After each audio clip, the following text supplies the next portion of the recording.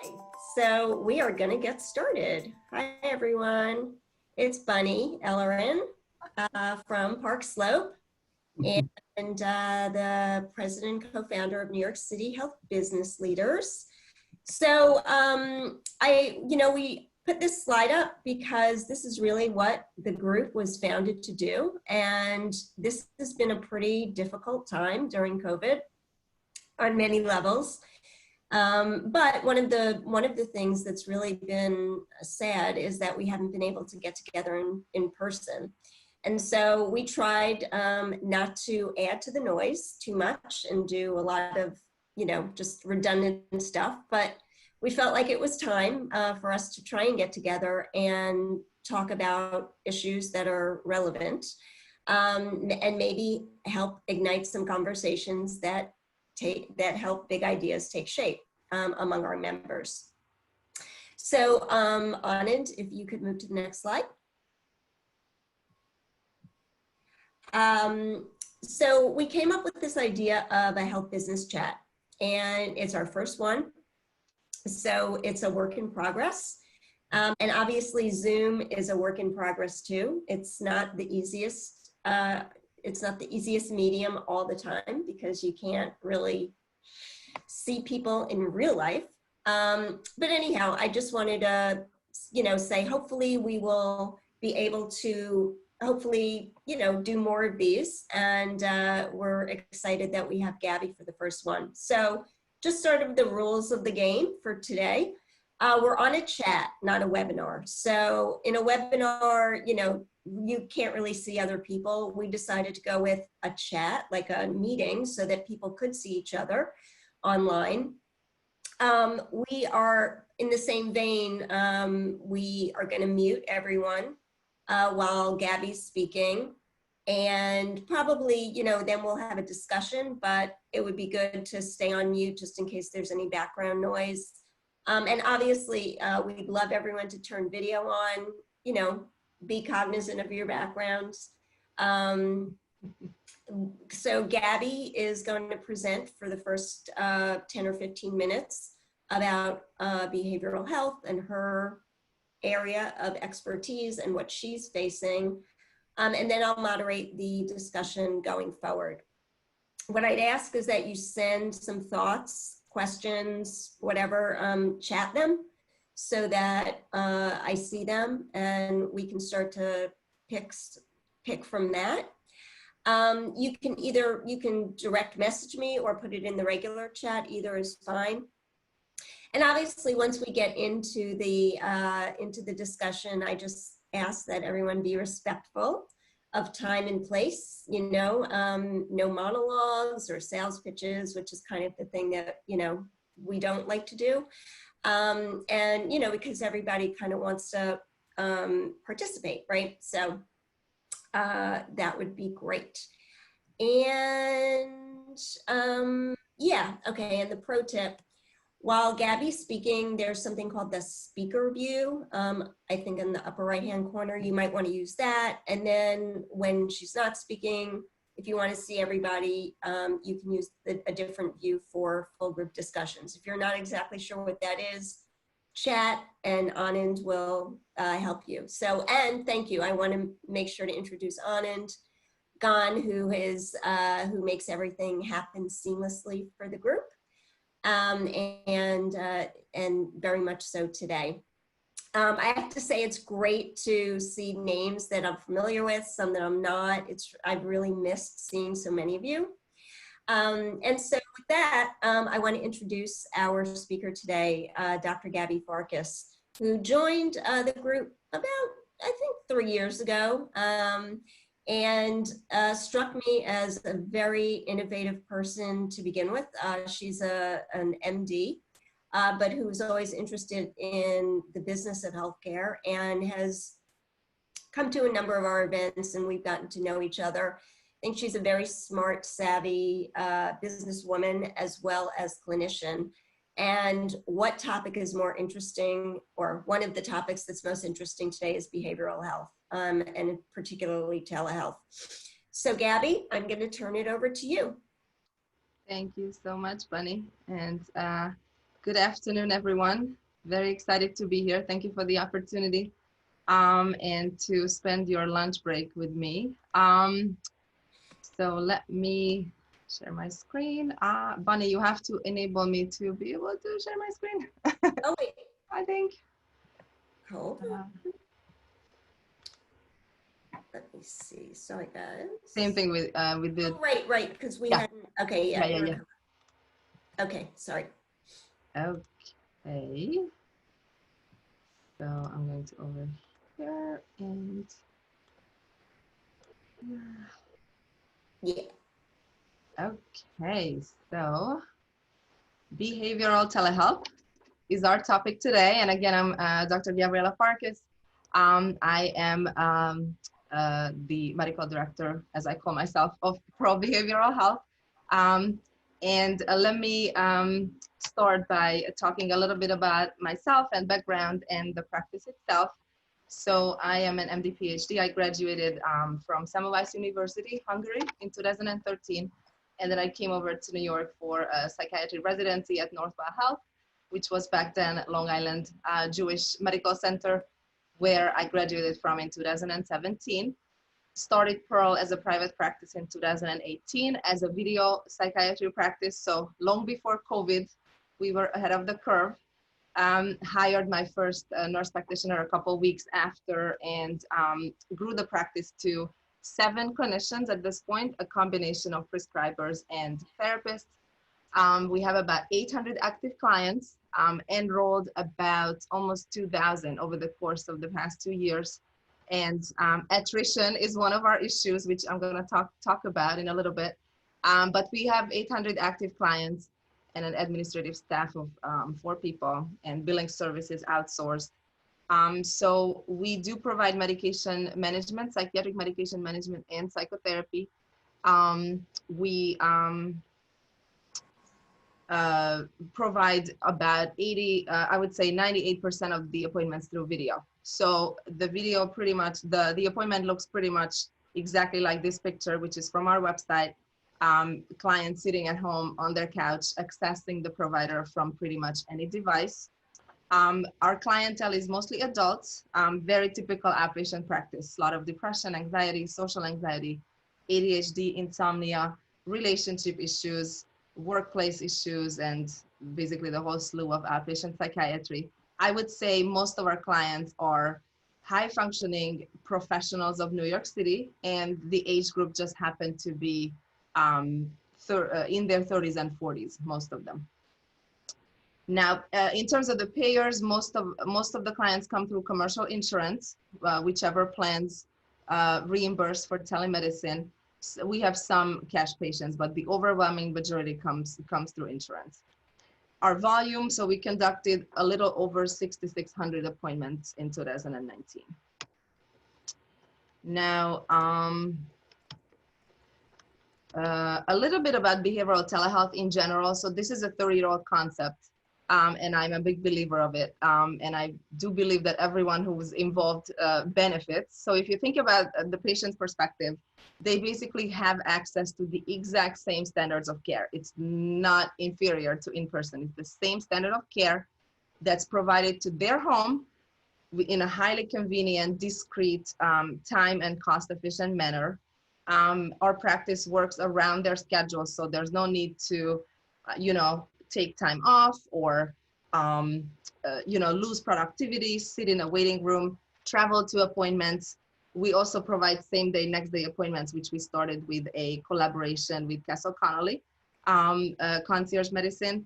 But it's something that we're trying to extend to more and more clients and really be providing care in a time-efficient manner. From the provider's perspective, it's a very flexible schedule, freedom, work from anywhere, and basically a more efficient use of their time without the commute and without the inefficiencies of a brick and mortar setting. So it's pretty much boils down to being able to make more in less amount of time. So from the business perspective, there's less overhead because we don't have to maintain that whole brick and mortar operation. It's the same reimbursement. So whoever covers for tele, they have to cover the same rate as for in-person. There's an ease of hiring because of all the advantages to the providers that I talked about a second ago. We are fully paperless, and we're trying to automate our operations as much as possible.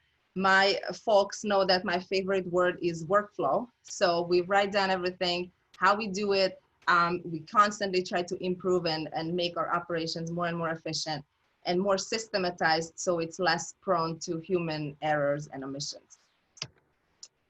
Now, next slide. Okay, so the COVID-19 related psychological problems, and actually this is a slide that I created for Castle Connolly. We did a webinar early April, and I think since then, what's changed is that I don't have to even talk about this because we all went through all these psychological problems by now.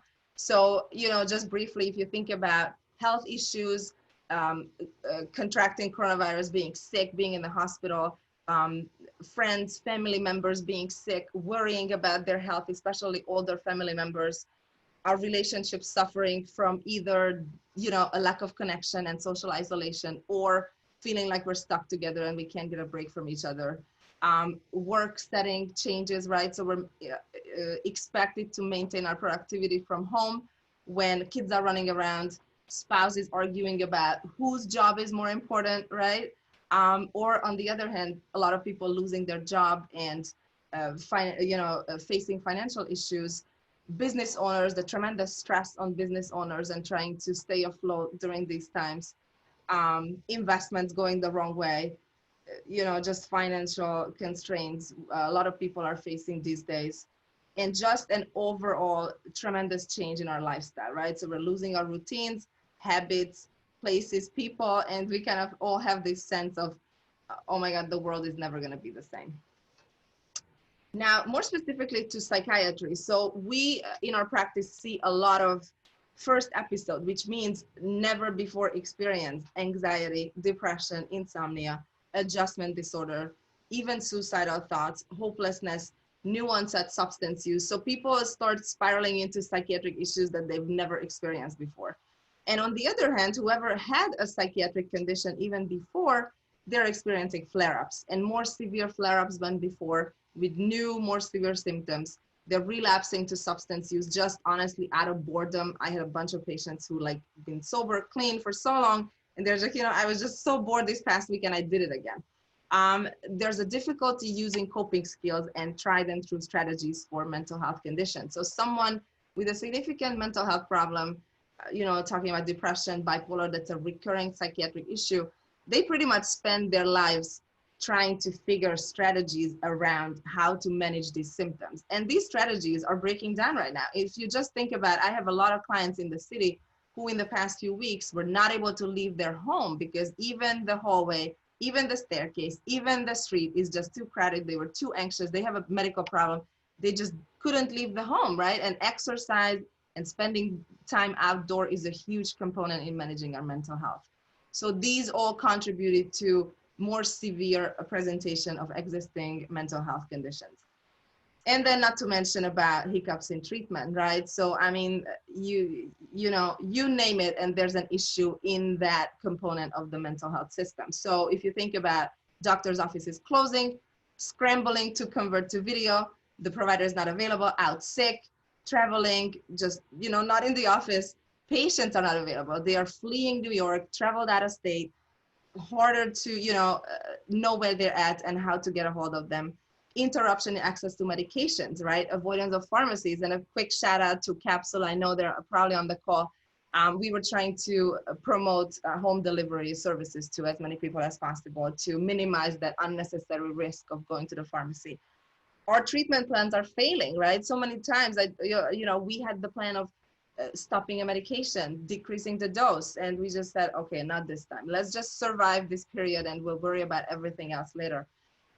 Interruption of established services, right? So patients are avoiding the ERs at all costs, because they don't want to get sick, obviously. So they're waiting until the condition gets worse, and then they need a high level of care, and it's more suffering and it's more costs associated.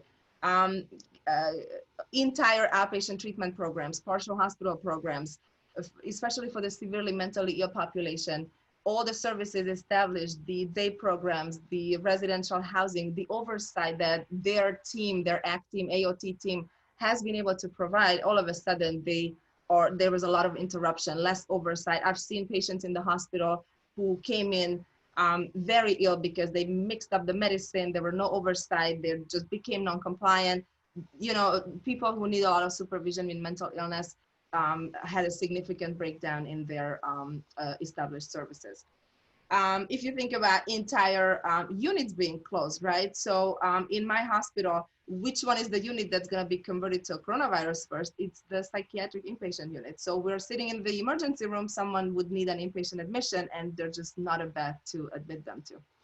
And then not to mention the COVID outbreaks in facilities, which has been a huge problem. Now, ironically, COVID-19 also presented us with the opportunity for our dream business operations. Why? Well, because with the announcement of national emergency, all of a sudden, all of those rules and regulations that are arbitrary from a clinical perspective and don't really make a whole lot of sense clinically, we didn't have to deal with those, right? So the licensure rules got relaxed because in telemedicine, you have to be licensed in the state where the patient is located at the time of the appointment. Right now, a lot of people are all over the place and we were just able to see them fine and provide that continuity of care that they so needed. We even had same-day licensing. So if we needed a new license for someone, it came back the same day, which is usually a 4 to 5 month process. Ryan Hyde Act got dropped. So all of a sudden we didn't have to see anyone in person because sometimes we do for certain prescriptions, but right now it didn't apply. We could just send in any prescription to any pharmacy, to any state, and again, provide that much needed continuity of care for the patient. Scheduling improved, so we didn't have to work so much around the patient schedule and provide all those off-hour appointments that we usually have to do. We usually do a lot of early mornings, late evenings, and weekends. But right now, everyone is just available anytime because they're home, right? So we are still able to see them confidentially and in a private way without doing a lot of off hours. And the insurance plans have to start paying for tele. So even the ones that were not paying before, and some even started waiving the copays, which basically mean the care, made the care obviously more affordable for the client. So I would say there, the national emergency provided more progress for telemedicine in about 10 days, even 10 hours maybe, than the last 10 or 20 years combined. Now, is this a once in a lifetime opportunity for us, right? So a huge uptick in new patient inquiries, I would say like a 40-45% uptick in new patient inquiries. Previously lost clients came back. So the attrition rate that I spoke about before, which comes from a variety of factors, but it's just higher than we would like it to be. All of a sudden improved because a lot of clients came back. New providers, all of a sudden everyone, wants to do tele, and even the ones who didn't like it so much before, left our practice, got terminated, they were all trying to inquire about the possibility of coming back and work with us. Colleagues started coming for advice. The first couple of days when everyone was converting to video out of necessity, my phone was going off the hook with colleagues calling for advice. How do I do this? Which platform to use and all that. And it actually provided us with a new business opportunity where we started an MSO company and trying to help doctors convert their practices to video and stay video. On the other hand, COVID-19, are we losing our edge, right? All of a sudden, everyone is doing tele and we're no longer new or different. So here are the big competitors that existed even before coronavirus, but at this point, some of them only do psychotherapy, though not medication management, so not the whole slew of mental health services. But right now, not only the big guys, even any private doctor's office is a competitor because they provide the same convenient video care. So the questions for the discussion would be, how do we become the go-to platform for all who like it? The providers who like it, the patients like it. Not everyone likes video, but more and more people do, and some people would never go back to in-person. How do we become the go-to for those people? How do we continue to differentiate ourselves? And is now the time to sell or merge? We have a couple of interesting opportunities lurking, or do we keep going and keep building the practice? So with this, I'm gonna turn it back over to Bunny. All right. Thank you for your attention. No, this is, so, you know, Gabby, I have a question. How did you, I mean, you've been in practice for a few years. What made you go to telehealth in the first place? I mean, because it seems like there's been a lot of resistance from behavioral health providers generally to do that. Yes, I would say it was a business consideration. With the less overhead and the more seamless operations, it's just a cleaner business model. So that was the reason why I started as a telepractice in 2018. I just like the idea of it being convenient. There's so many things that are cumbersome. Just if you think about, I mean, every time I go to a doctor's office and I get that dreadful clipboard with those million papers that I have, I just like, I feel my blood pressure going up. Like this would be done so much easier. And this is what we did, fully paperless. You get an email, you follow the link, you sign electronically, you fill out your information, and it's just, I just think it's so much better. And with our typical clientele, which is the 30, 40-year-old professionals of the city, they would never go back to a traditional office, I'll tell you that. And one of them even said once, and I thought this could be our tagline for the business, this is crazy convenient. You know, it's just so easy, so much better, so much more preferred. Yeah, so. I like it. Crazy convenient. Crazy convenient, right?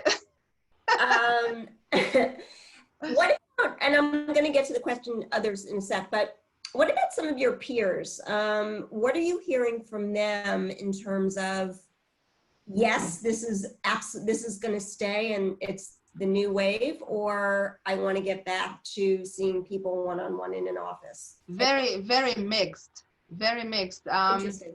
Some providers would never go back to in-person, and some of them can't wait, right? So it varies from, okay, I'm never renewing my lease again, to when is this over? And all I see, one of my comments, one of my colleagues commented on Facebook in one of the groups, all I see is nostrils all day. And I'm like, what are you talking about? I haven't noticed that in 2 years, you know, like, the interesting thing from the provider's perspective is that the video setting is a little bit more tiring. So you don't have the whole room, you don't have the entire body language. There's less source for the same amount of information you're trying to gather. So it's a little bit more tiring, and at the end of the day, you feel a little more wiped out. And it's just the strain that a lot of, you know, some of the colleagues don't want to deal with.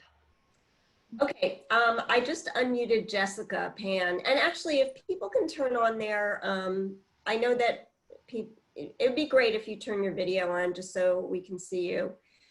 But in any event, Jessica, do you want to ask your question? Sure. My question is about Well, actually, wait, first, Jess, I'm sorry.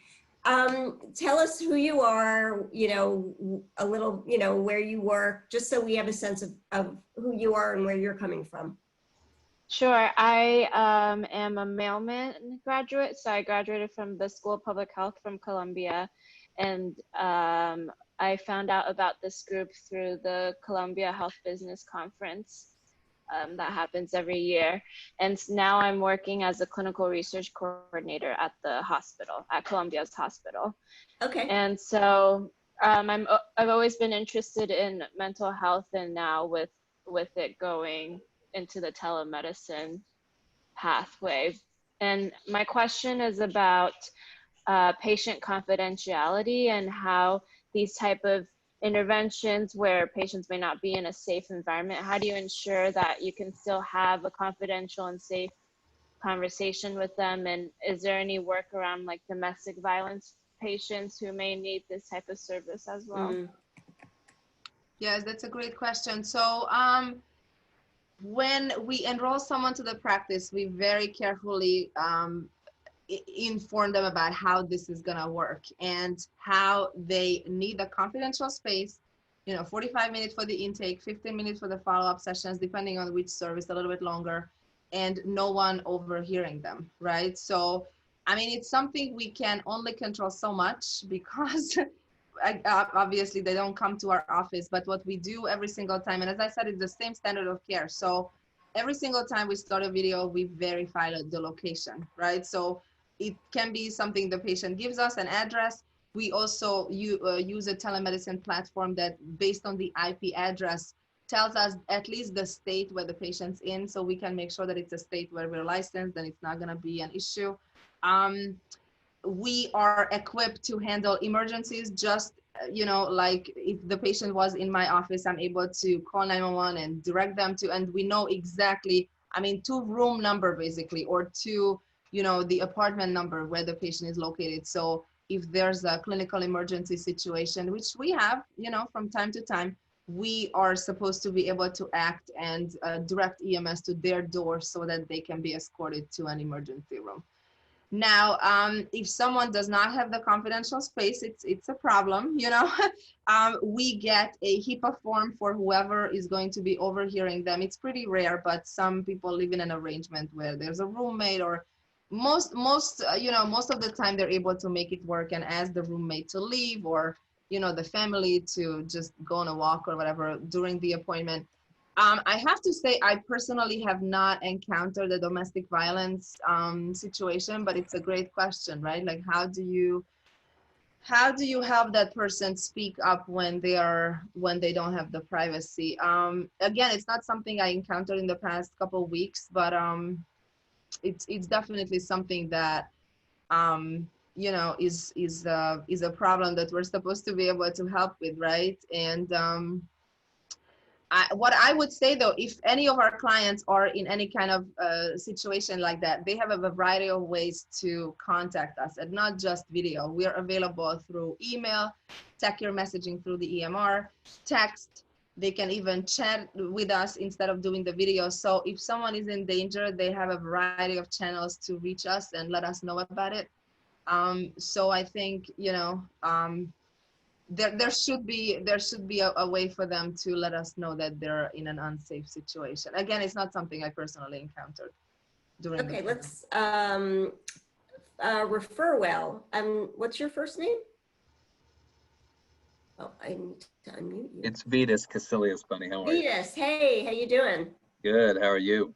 HBS on the house. So I had a question, Gabby, about your network. So I'm with a company called ReferWell, and we do a virtual integration of a care network. So we handle the transition from a primary to a specialist and so forth. And so we work for health plans. They're all struggling, as you know, to find enough behavioral health specialists. Mm-hmm. And we offer televideo, or we integrate to your televideo. But the thing is, do you contract with the plans directly, or are you just saying, I'm out of network, if you have a commercial plan, I'll send the claim in to them? We contract, yes. And before the pandemic, we only were in network with select plans because some of them don't pay for tele. So right. A patient can have the mental health benefits, but not the tele benefits. Right. And all of a sudden it didn't work with us. And even within the same plan, you can literally have two people from the same company on a similar looking health plan. And we have to call individually for every single person.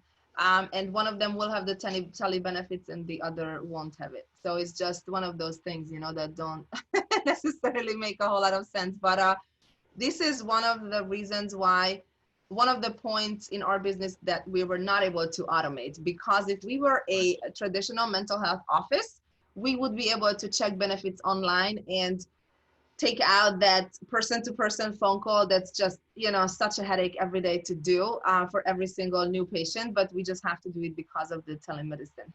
But this is one of the issues we've been struggling with, is that we know that there's a tremendous need for what we do. And we are all, set up for the whole thing. We've been doing this just business as usual in the last 2 years. And we enroll about 40 clients maybe a week, but I think it could be much higher. That number could be much higher. And Sure. We've been trying to call these plans to let them know, hey, we're here, we're all set up, send everyone to us, we're ready. And it's just, I don't know where the leverage is, how to talk to the right person in that plan. So we are just not one in a million provider. It's not a million because there's very few psychiatric providers, but we're just not one of them. But, to let them know that we are here with the full-on video operations. Got it. And So you if expect you the have any ideas, that would be great. sorry, you expect the televideo payments to stay the way they're working now after the pandemic and the emergency is over? So I you'll really be able hope to so. practice across state lines even, right? I really hope so, but it's hard to tell. I don't think anyone knows at this point to what extent we're gonna go back to doing things the old way.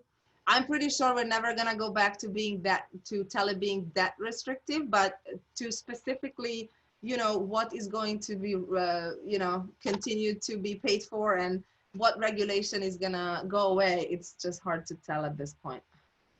I would love for this, not the pandemic itself, but everything else to stay as it is right now. Because honestly, there's no reason for these regulations. And if you think about the VA, they are exempt from most of this, and they have the, you know, just the national tele licensure. Why can't we have the same? It really should be something we have access to, because there's such a shortage in behavioral health, and these issues are so prevalent. So much lost productivity, so much suffering. There's just no reason for all these restrictions to make it so hard, you know? I agree. Well, thank you very much. Thanks, Thank Benny. I was on mute because my 16-year-old son had to tell me something. Anyhow, the beauty of working from home, Yes. and making sure he actually does any schoolwork, hopefully. All right, the next one is about an EMR, and I'm Ryanra. Sorry, my name here is Nisha Bala. I apologize for that. I'm sorry? My name is Nisha Bala. Oh, Nisha, okay, great. Also HBS 2012. Nice to see you guys. Oh, wow, HBS in the house. Okay, so what do you do? Sure. So my background, I work actually at an MSO where we roll up ophthalmology practices. So a little bit different than you know, obviously psychiatry, but same sort of concept. We are looking to do more telehealth as well within ophthalmology. We don't see an end to what's happening here. We see sort of waves and ongoing waves, and the first wave of this really hit us hard. So we're looking to make sure that we're prepared for the next time that this happens. You know, I think one of the things, you know, we're interested in, obviously we have an EMR platform that we use, but would love to hear a little bit more, Doctor, about, you know, which EMR platforms you're using and how did you decide on that, or which video platforms? Because that, I think, does play into a differentiating factor in terms of how your patients engage with you. So I want to make sure that, you know, I understand that from your perspective. Right, and let me just tell you, and you know this, but to the others, maybe it's an interesting thought, is that psychiatry is so much more disruptible than ophthalmology or a lot of other medical specialties, right? Because we don't lay hands on the patient. We don't do any medical exams. And it's just so easy to convert it to video right away, as opposed to other specialties where you actually need to, you know, have that physical intervention on the patient. So I know it's much harder for you guys. So in terms of the platform, it's an interesting question because there's so many platforms out there, and we work with a behavioral health EMR. It's called Valent. It's a specific psychiatric EMR, which I don't particularly like, but the one thing it does really well, and the reason why we keep sticking to them, is documentation, which is much longer in mental health than other specialties. So it's a good like 7-8 page document when we enroll a client, and every single follow-up is still a 2 to 3 page document, as opposed to some of the surgical specialties or other specialties where it's just really concise and a couple of lines and that's it. So the one thing that it does is that it makes documentation very easy for the providers, and I wanted to make it easy for them so they like working with us and they stay. What it does is that we basically put half of the work on the client. So when we enroll them, as I talked about the physical clipboard that we don't have, thank God, but we have a couple of pages of electronic forms that they have to fill out, and we threaten them to reschedule the appointment if it's not done. They have to fill out those forms, and what the EMR is able to do is that it pulls those forms, and off of the checklist and all the information the patient puts in, creates a narrative off of that into my note. So even if before I touch that intake note, it's about good 4-page document. And it basically asks about all the factual information that I would spend so much time on during my appointment that I don't want to spend time on, because I want to spend time on verifying that information and building my report and coming up with a therapeutic alliance and a treatment plan along with the patient that we're going to be able to execute, right? So if you think about developmental history, pregnancy history, social history, even psychiatric history, have you been in treatment before, what medications you tried, what is your income, what is your family status, all these things I can then take that note, take a good look at it, and all of a sudden get a really good sense of who this person is sitting on the other end of the video. And again, even symptom checklist, it sends it out to the patient. And so I look at it like a minute before the appointment, literally, and I know, okay, this is a moderately severe depression I'm gonna see here with some anxiety, insomnia, some alcohol use from a, you know, software developer who has a kid and who's married and lives in Midtown. You know, like what, so I have a really good sense of who that person is going to be, and all of a sudden I'm halfway into my appointment, right? So with this, setup, we were able to shorten the appointments a little bit, make them shorter, enroll more clients, make the provider's time more efficient, and all that, and take insurance, which is really rare in behavioral health, and make the care more affordable. In terms of the video, it's a separate platform. It should be built in. It would be much better if it was built in, but it's just so happened that it's separate for us. We use Doxy, which is honestly free, works pretty well, HIPAA compliant, everything you need, works on any device. What's it called again? What's it called? Doxy.me, D-O-X-Y. Okay. .me. There are a bunch of them, but this is one of the free ones that honestly is pretty easy and very few technical difficulties. And recently they started doing this that I just said, that they show us the patient's location based on the IP address, which is very useful. Now, the fact that it's a separate platform creates some hiccups because the patient is trying to log into the EMR portal to access the video, and then it takes a couple appointments for them to realize, okay, no, the video is a completely separate link. I don't need to log into my portal. That's a separate login for different things. The video is a standalone application, right? So I would say that what we ended up, what ended up happening, which was never intentional, is that this whole setup that we have screens out the severely mentally ill because they're just not able to follow all these instructions and find the email, follow the link, figure the video, figure the portal, fill out the questionnaires. It's just not something someone with schizophrenia or severe bipolar is going to be able to do. So clinically, we ended up with a lighter, easier to manage population. And that's why I hired nurse practitioners, because I figured they're perfectly well managed by a nurse practitioner. The other big piece of that was that Medicare and Medicaid before the pandemic didn't reimburse for in-home services. So we just were not able to work with their clients. But I would love to diversify the practice clinically from the clinical perspective. Thank you. That's helpful. One quick follow-up question. Are you reimbursed the same for nurse practitioners as you are for psychiatrists, or it's a different reimbursement structure? It's usually, Cigna is the only one that reimburses the same. Unfortunately, all the other ones reimburse less. Okay. And that's one of the issues that we have, is that nurse practitioners these days almost require the same salary as a doctor, because they know their value. Behavioral health has an incredible shortage of providers, and they get very aggressive in their negotiation, but the rates are lower that you get for their services. So that's one of the headaches that I go to bed with almost every day. Yeah, I can imagine. Okay. All right. So next we have Julie Colzett. Hi. I unmuted you.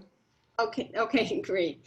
So I have a couple of questions. Is there any place you would like me to start? Well, first of all, what do you do? Sure. So I'm a cognitive behavioral therapist. I have a private practice in Manhattan. I also have done some work in the digital health consulting space. So I would love to learn more about what assessment forms you use for patients. Number one, also, are you tracking treatment progress?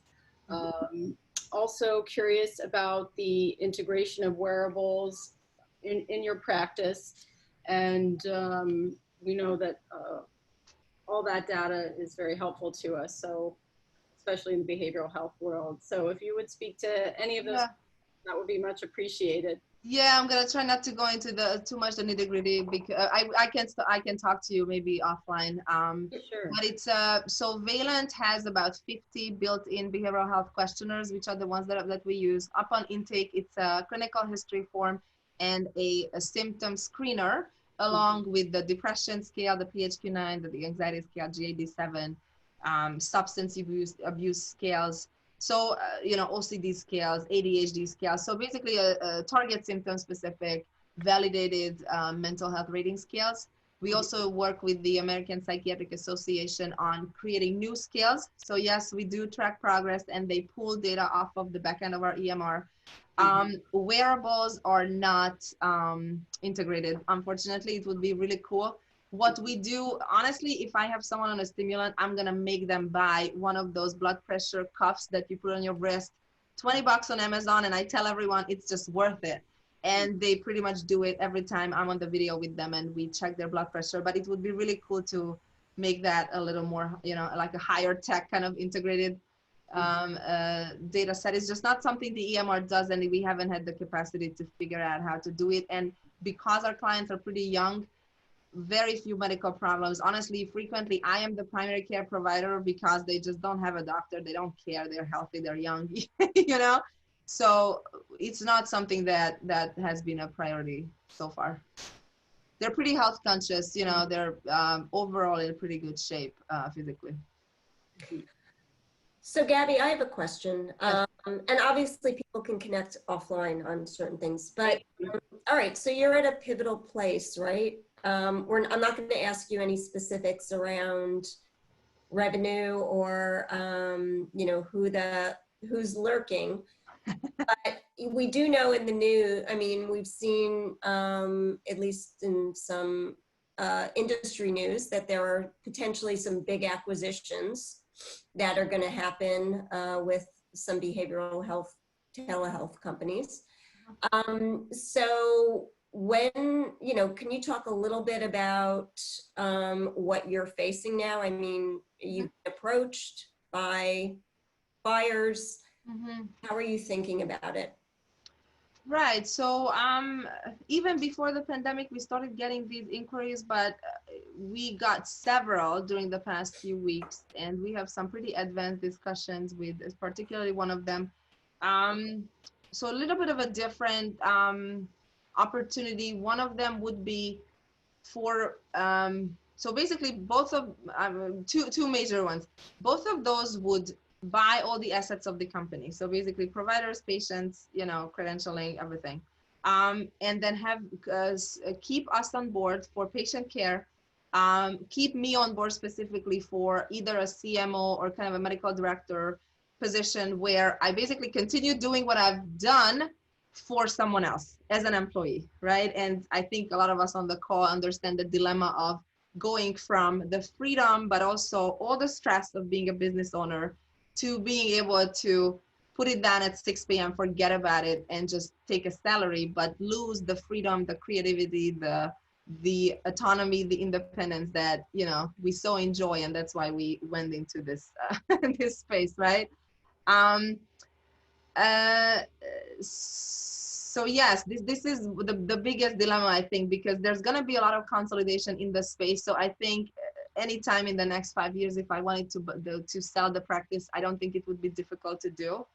And it's not even about the numbers, because, you know, like let's face it, you can make money a lot of different ways, you know, but it's pretty much okay, is this the right time strategically for the practice to get to the next level? With 800 patients, 7 providers, I'm realizing I am becoming the limitation of this practice, because I am trying to be everything for everyone, right? Everyone comes to me. I only have 24 hours. I'm trying to, you know, not work 24/7. So is getting to the next level, is it through a merger, through an acquisition, or is it trying to find investors, creating a board of a CEO or CMO, or, you know, like an advisory board, and trying to become a full-on, you know, corporation, or you know, like what is basically the way to get us to the next level. Do we have any folks who have gone through a sale, or at least the way to think about it? Maybe not. Okay, well, let's. Well, hey, this is Gurnik, actually. So I can't speak to a sale, but I can speak to the other side of this, which to continue to grow your business organically and ways in which you might entertain doing such things. Because I've been a part of and witnessed the growth of practices from single provider to multi-provider and building out more of an established business framework. So I'm kind of curious, can you talk us through a little bit about the business structure? So, you know, any human resources and assets that you're currently employing to give structure to all of the clinical work that you're doing. And Gurnik, well, thanks for piping in. So why don't you just say where you're from, you know, where you're from? Yeah, sure. So I'm currently the product manager at Cognito. We build clinical training and education solutions in healthcare, but I actually come from a long line of entrepreneurship as well, focused on healthcare and growing and developing businesses. So I usually come in at these sort of pivotal points in a lot of practices, but also digital businesses, agency businesses focused on healthcare, trying to go from something that is sort of individual practice or provider into a much larger scale operation. Right. And I mean, so if I'm understanding the question, so basically we are a PLLC. We contract with clinical providers. So I'm the one hiring, firing, mostly hiring, luckily. So we screen a client, screen a provider, you know, we see if it's a good fit. We start employing them and then start filling them with a caseload. Credentialing has been outsourced. Now I'm trying to take it back to internally to credential them with the insurance companies. Some of them are already credentialed when they come to us. And basically supervising nurse practitioners as much as needed. I try to hire the ones that are already independent and don't need a lot of supervision. Same with therapists. So in terms of, we don't have a human resources department, you know, it's pretty much, I guess, one of the things that I do.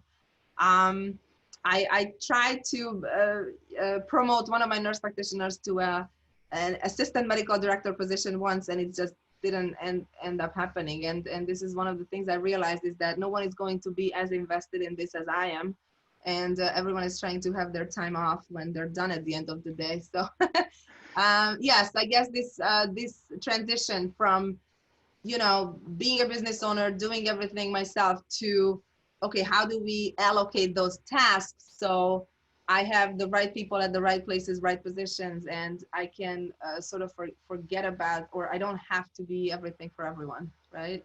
Yeah, absolutely. So you're basically one FTE that's responsible for the business management overall. Yes. And then a couple of key functions are outsourced.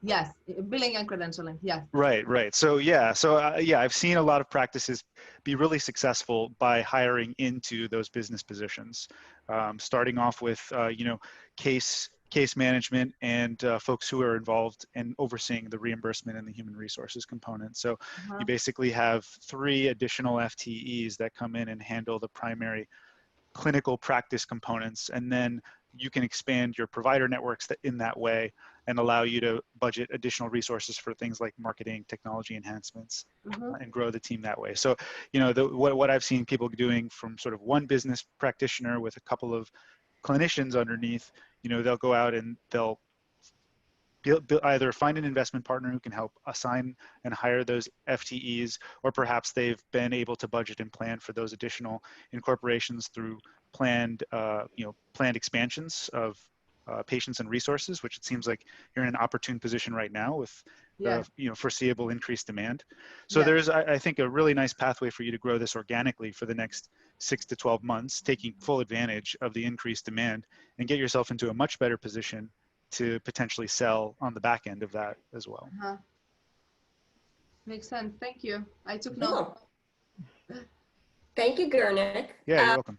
And Nisha is back, and she can speak to the purchase side of practices. Sure. Yeah, no, I like what Gurna is saying.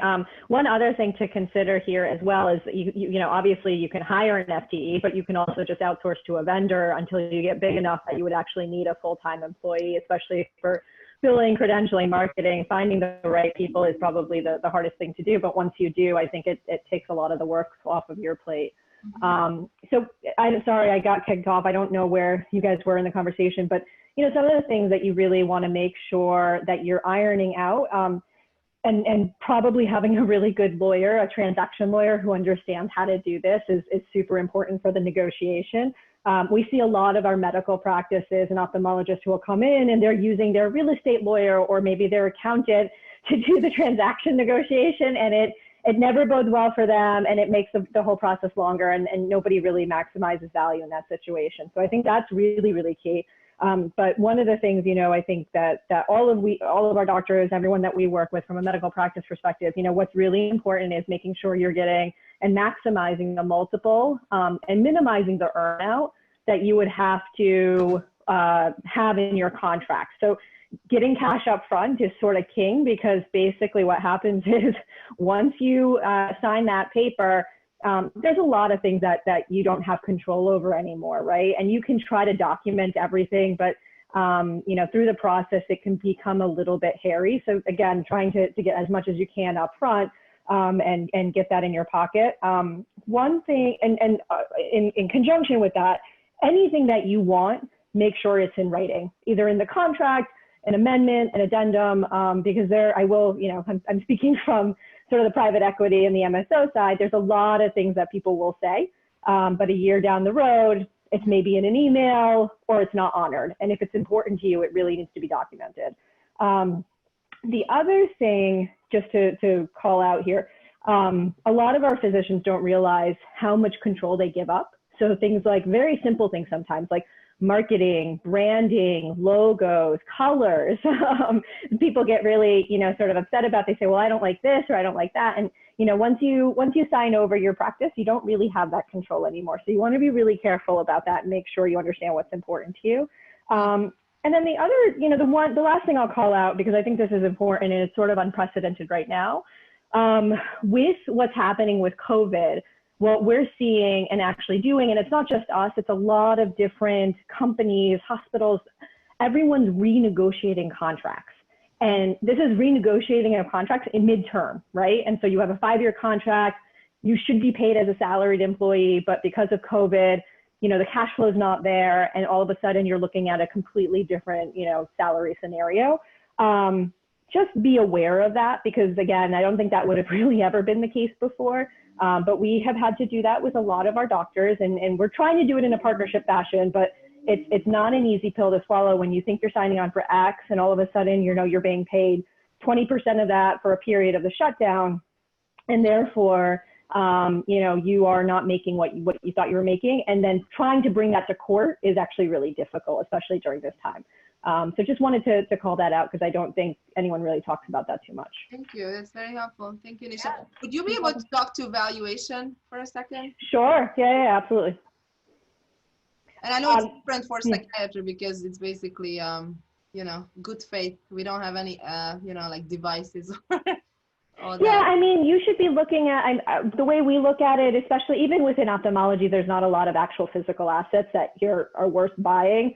You know, there's patient charts if you want to value it that way. So I've done this from both the hospital side and the private equity side. Hospitals will tend to go in and purchase things based on patient charts or maybe some, you know, fair market value of assets. You know, if you're going and doing this with an aggregator, they should be looking at it from an EBITDA multiple perspective. So seeing, you know, how much your practice is generating, and then ideally, you know, any deferral is based on what your growth could be in the business. Mm-hmm. Okay, thank you. Yeah, no problem. Really good. All right. Well, I mean, we're just about at 1 o'clock, and so we want to be respectful of everyone's time. I thank you, everybody, for joining, number one.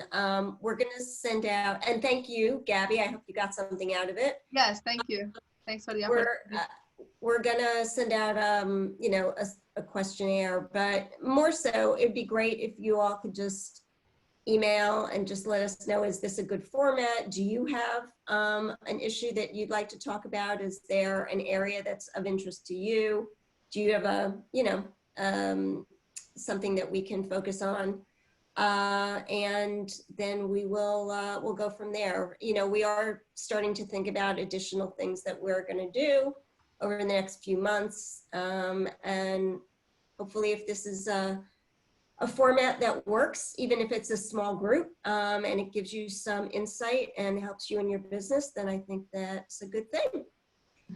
So thanks everyone, and we'll see you soon, I hope. Well, at least online. Thank you, everyone. Good luck. Thank Thank you very much. Bye. Bye.